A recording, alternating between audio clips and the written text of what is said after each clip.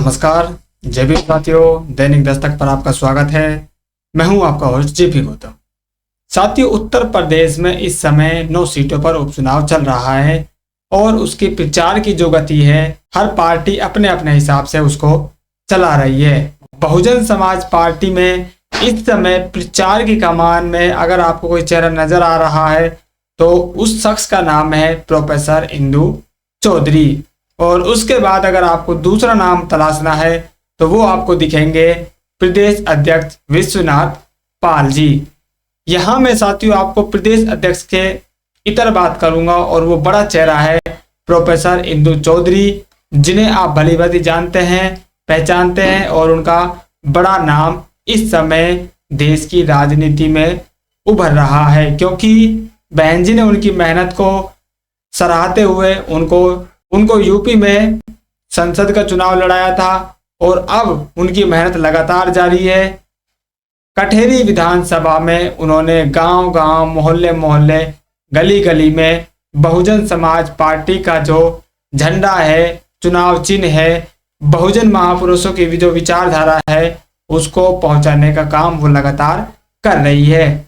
उनका जो प्रचार का तरीका है, उनका कैंपेनिंग करने का जो तरीका है, उनकी जो शब्दावली है, उनसे साथियों बहुजन समाज पार्टी का जो पुराना दौर है, जिस समय बहन जी सड़कों पर काम करती थी, सड़कों पर रहकर बहुजन समाज पार्टी की जो बागडोर है, जो विचारधारा है, जो मिशन मूवमेंट की जो बातें हैं, उनको समझाया करती थी।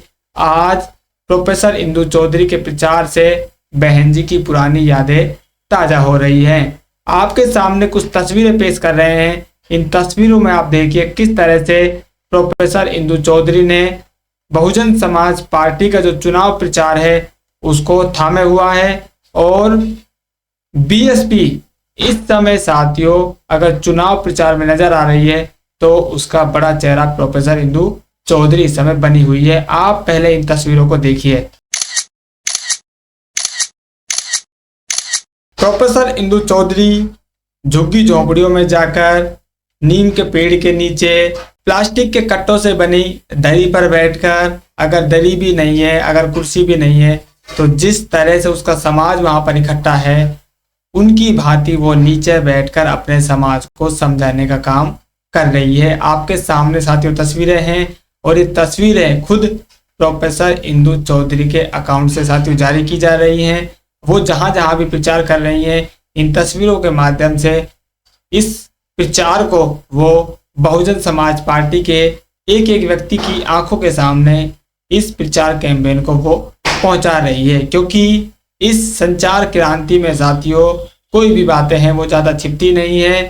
फोटो आपने लिया वो तुरंत आपके सामने आ जाता है, क्योंकि आपके हाथ में ही आज टीवी पहुंचा हुआ है। तो प्रचार की जो तस्वीरें हैं साथियों आप देख रहे हैं और प्रचार के तरीकों से आपके सामने तस्वीरें हैं। वो खाना भी जहां वो प्रचार कर रही है वहां से उन्हीं लोगों से, जो लोकल लोग हैं, उन्हीं से वो खाना बनवा रही है और उन्हीं से वो खाना वहीं पर खाकर आगे का अपना जो प्रचार है वो कर रही है। इस चुनाव प्रचार के तरीके ने बहुजन समाज पार्टी को यूपी उपचुनाव में साथियों उठा रखा है और मजबूती से और अपने पुराने तरीके से जिस तरह से बसपा चुनाव लड़ रही है, खबरें ये आ रही हैं कि जो कठेरी विधानसभा है और मझवा विधानसभा सीटें हैं, पश्चिम की जो सीटें हैं, इनमें भी 1-2 सीटें साथियों मजबूत बताई जा रही हैं।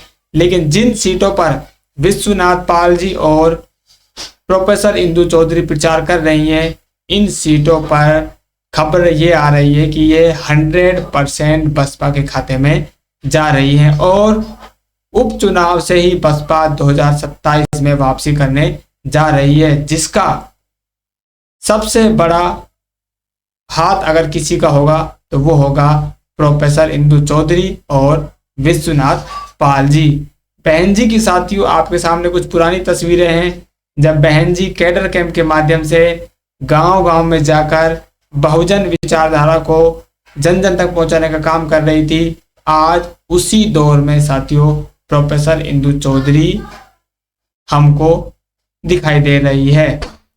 तस्वीरें आपको रंगीन दिखेंगी क्योंकि टेक्नोलॉजी बदल चुकी है। जिस समय बहन जी काम करती थी उस समय साथियों ब्लैक एंड व्हाइट ही तस्वीरें दिखती थी, लेकिन ब्लैक एंड व्हाइट से आज रंगीन जमाना हो गया है। अगर कुछ नहीं बदला है तो वो है बहुजन समाज पार्टी का अपने लोगों से संचार करने का तरीका, क्योंकि इन लोगों को अगर समझाया जा सकता है, अपने लोगों को अगर विचारधारा समझाई जा सकती है, तो वो सिर्फ और सिर्फ उनके साथ मिलकर बैठकर उनसे जुड़कर विचारधारा समझाई जा सकती है। आप सिर्फ फोन के माध्यम से, तस्वीरों के माध्यम से, वीडियो के माध्यम से उनके अंदर इन विचारधारा को आप नहीं पहुंचा सकते हैं। आपको खुद उनसे मिलने जाना होगा, उनसे मिलकर बात करनी होगी, तभी आप इस विचारधारा को उनके अंदर पहुंचा सकते हैं। इसका बीज आप उनके अंदर बो सकते हैं और उस बीज का फल आप चुनाव में ले सकते हैं।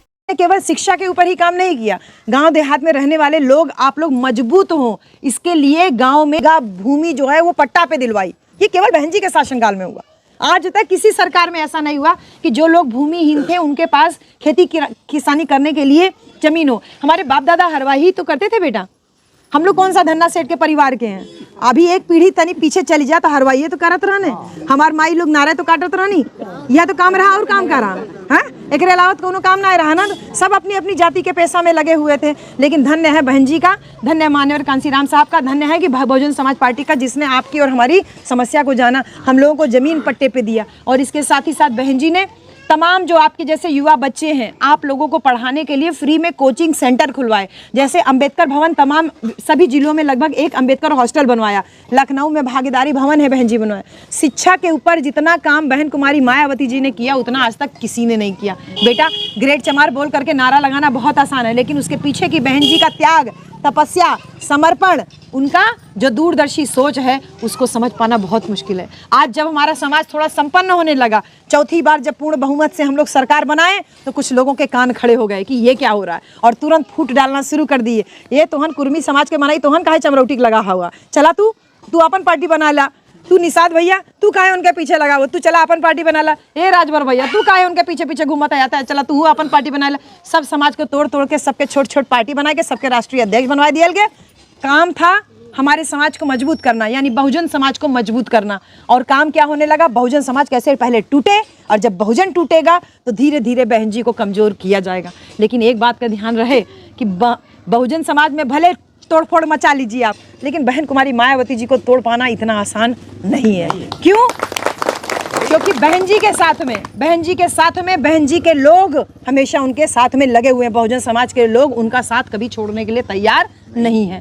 अपने जीते जी हम सभी लोग बहन जी के मिशन के सिपाही बने रहेंगे। मान्यवर कांचीराम और बहन जी का जो सपना था बहुजन समाज को केंद्र की सत्ता तक पहुंचाना, ऐसे बाबा साहब उंगली से इशारा कर रहे हैं ना, वो उंगली से इशारा कर रहे हैं capture the temple of power, यानी कि संसद के ऊपर कब्जा करो। जो हमारा दुखों की मुक्ति का रास्ता संसद से होके जाता है, तो संसद पे कब्जा करने की उंगली जो इशारा कर रही है, उस इशारे को समझिए।